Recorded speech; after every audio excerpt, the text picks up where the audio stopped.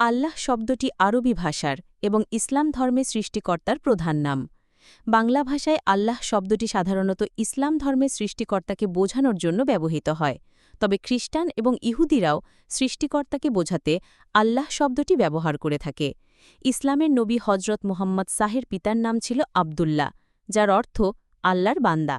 এটি প্রমাণ করে যে ইসলাম প্রচারের পূর্বেই আল্লাহ নামটি আরবে প্রচলিত ছিল।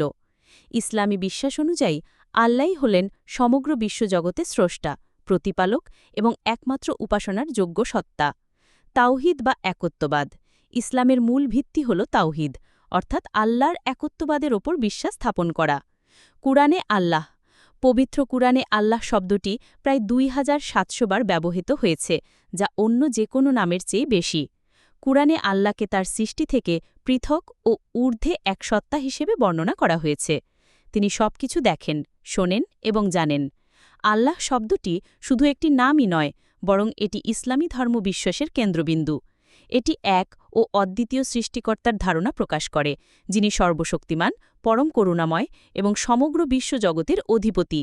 এই নামের মাধ্যমে মুসলমানরা তাদের প্রভুর সাথে এক গভীর আধ্যাত্মিক সম্পর্ক স্থাপন করে এবং তার একত্ব ও মহত্বকে স্মরণ করে। আল্লাহ নাম স্মরণ বা জিকির করার ফজিলত অপরিসীম। এটি মুসলমানদের জন্য অন্যতম শ্রেষ্ঠ ইবাদত, যা তাদের আত্মিক প্রশান্তি এবং আল্লাহ নৈকট্য লাভে সাহায্য করে। পবিত্র কুরআন ও হাদিসে আল্লাহ নাম স্মরণের গুরুত্ব ও উপকারিতা সম্পর্কে বিস্তরভাবে বর্ণনা করা হয়েছে। আল্লাহ নাম স্মরণ করার উপকারিতা। আত্মিক প্রশান্তি। আল্লাহ স্মরণে অন্তর প্রশান্তি লাভ করে। পবিত্র কুরআনে বলা হয়েছে, জেনে রাখো, আল্লাহ জিকির দ্বারাই অন্তরসমূহ শান্তি পায়। সূরা রাদ 28। গুনাহ মাফ হয়। আল্লাহ জিকির মানুষের গুনাহ মাফ করে দেয়, ঠিক যেমন শীতকালে গাছের পাতা ঝরে যায়। আল্লাহর নৈকট্য লাভ হয়। যে বান্দা আল্লাহকে স্মরণ করে, আল্লাহ তাকে স্মরণ করেন।